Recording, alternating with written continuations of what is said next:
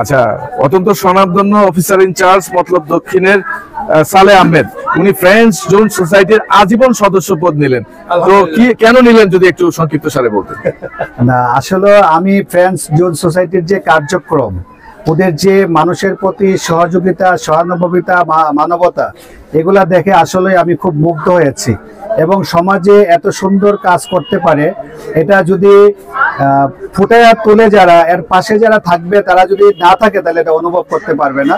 তো আমি আসলে অনেক দিন থেকে তাদের কার্যক্রমটা দেখেছি, দেখে আমার কাছে মনে হয়েছে যে আমাদের সমাজ উন্নয়নে, সমাজ সুন্দর সংস্কারে, আমাদের সমাজকে মাদক থেকে নির্মূল করার জন্য, ইফটিজিং, বাল্য বিবাহ এবং কিশোরগঞ্জ থেকে প্রতিরোধে যে সামাজিক কার্যক্রম, সামাজিক কাজগুলো আছে, এদের মধ্যে এর সবগুলা গুণ আছে। তারা এই কাজগুলা থেকে ধরে এবং অসহায় মানুষদের পাশে দাঁড়িয়ে, বন্যার্তদের পাশে দাঁড়িয়ে, যারা এই যে ক্ষুধার্ত মানুষের পাশে দাঁড়িয়ে, তারপরে হলো এই যে শীত বস্ত্র বিতরণ করে ইত্যাদি ইত্যাদি কাজে তারা যেভাবে অংশগ্রহণ করেছে বা করছে, এটা আমি আসলে তাদের এই কাজের নিকট আমি প্রেমে পড়ে গেছি।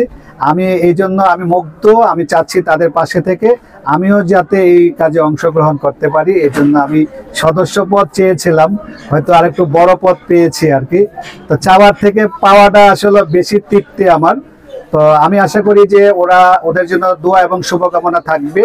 আপনিও যেভাবে এদেরকে উপস্থাপন করেছেন, আপনার মিডিয়া ব্যক্তিত্ব যারা আছে, এই যে ফেসবুক, বিভিন্ন পেজ, বিভিন্ন মাধ্যমে এই সংগঠনের যে কার্যক্রমগুলো ছড়িয়েছে, এতে আমাদের দেশের আরো সামাজিক কাজ করার যাদের আগ্রহ আছে তারা আরো এগিয়ে আসবে। বিশেষ করে প্রবাসী যারা আছে, প্রবাসী ভাই বন্ধুরা যারা এই কাজে সহযোগিতা করছে, তারাও যখন আপনাদের মাধ্যমে দেখবে যে এত সুন্দর একটা কাজ হচ্ছে, তখন তারা আরো অনুপ্রাণিত হবে। তারা আবার তাদের হাত আরো বেশি বাড়িয়ে দিবে, তাহলে সমাজের আরো অনেক কাজে তারা অংশগ্রহণ করতে পারবে। এই জন্য thank you ever so much.